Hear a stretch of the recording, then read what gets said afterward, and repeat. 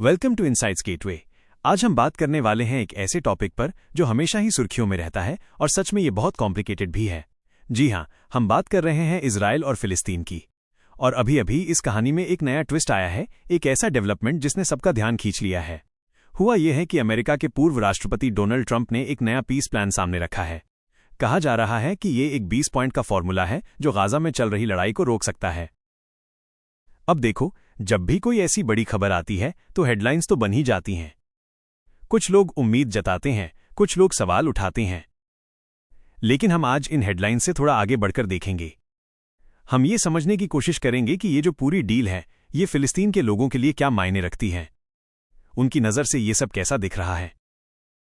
आखिर ये उनकी ही तो ज़मीन है, उनकी ही जिंदगी है जो दांव पर लगी है। असल में जब हम फिलिस्तीन का नाम सुनते हैं तो दिमाग में क्या आता है? टीवी पर देखी हुई तस्वीरें, कैंप्स में रहते लोग, बड़ी बड़ी दीवारें।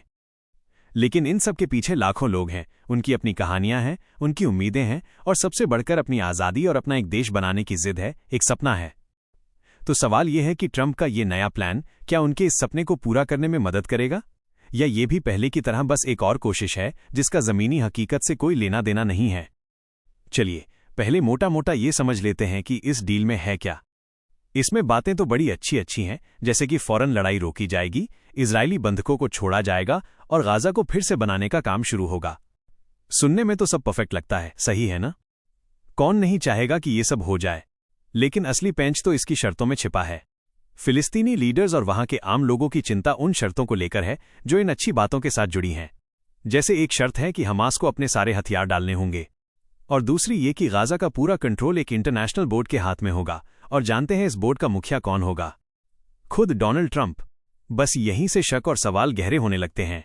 समझिए, फिलिस्तीनियों के लिए ये मामला सिर्फ लड़ाई रोकने का नहीं है। ये उनकी इज्जत, उनकी आज़ादी और एक इंडिपेंडेंट देश के उनके सपने का सवाल है। तो चलिए इस बात को थोड़ा और गहराई से समझते हैं।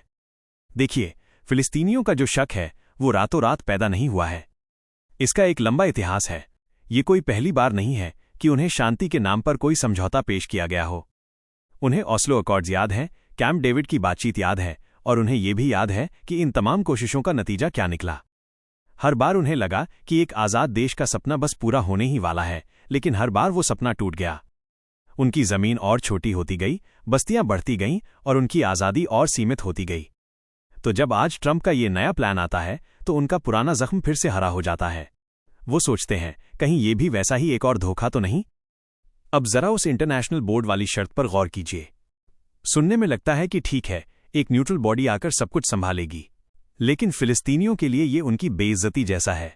सोचिए जरा, आपके घर के फैसले कोई बाहर वाला आकर करे तो कैसा लगेगा? उनका कहना है कि हमारी अपनी सरकार है, हमारे अपने नेता हैं, भले ही उनमें 1000 कमियां हों, लेकिन वो हमारे अपने हैं। गाजा का भविष्य गाजा के लोग तय करेंगे या फिलिस्तीन के लोग तय करेंगे। कोई बाहरी ताकत, खासकर अमेरिका, जिस पर वो हमेशा से इजराइल का पक्ष लेने का आरोप लगाते आए हैं, वो कैसे उनका भविष्य तय कर सकती है? असल में ये सिर्फ कंट्रोल की बात नहीं है, ये आत्मसम्मान की बात है। और फिर आता है हमास से हथियार छीन लेने वाला मुद्दा। ये इस डील का सबसे पेचीदा हिस्सा है। अमेरिका और इजराइल के लिए हमास एक आतंकवादी संगठन है और उसकी मिलिट्री ताकत को खत्म करना उनकी सबसे बड़ी प्राथमिकता है।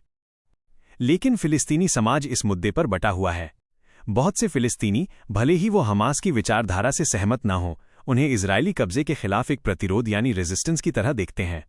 उनकी नज़र में जब तक कब्जा खत्म नहीं होता, जब तक उन्हें उनके हक नहीं मिलते, तब तक हथियार डाल देना सरेंडर करने जैसा होगा। तो एक तरफ इसे आतंकवाद खत्म करने का नाम दिया जाता है, तो दूसरी तरफ बहुत से फिलिस्तीनी इसे अपने हक की लड़ाई लड़ने का आखिरी जरिया छोड़ने जैसा देखते हैं। ये हिस्सा बहुत इंटरेस्टिंग है, ध्यान से सुनिए। ये सिर्फ हथियारों की बात नहीं है, ये पहचान और संघर्ष की कहानी से जुड़ा है। अब इन सब राजनीतिक सवालों के बीच एक और बहुत बड़ा फैक्टर है, और वो है पैसा। यकीन मानो, इस डील में गाजा के पुनर्निर्माण के लिए अरबों डॉलर की मदद का वादा किया गया है। नए घर, नए अस्पताल, स्कूल, सड़कें, हर वो चीज़ जिसकी गाजा के लोगों को आज सख्त ज़रूरत है। और यहीं पर यह मामला और भी ज़्यादा उलझ जाता है।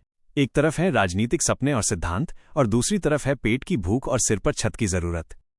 फिलिस्तीनी बुद्धिजीवियों को डर है कि ये इकोनॉमिक पीस का एक जाल है, मतलब पैसे और विकास का लालच देकर उनसे उनके राजनीतिक हक छीन लिए जाएं। ये कुछ वैसा ही है कि किसी की ज़मीन छीनकर उसे उसी ज़मीन पर एक शानदार नौकरी दे दी जाए। नौकरी अच्छी है, पैसा भी है, लेकिन ज़मीन तो चली गई ना।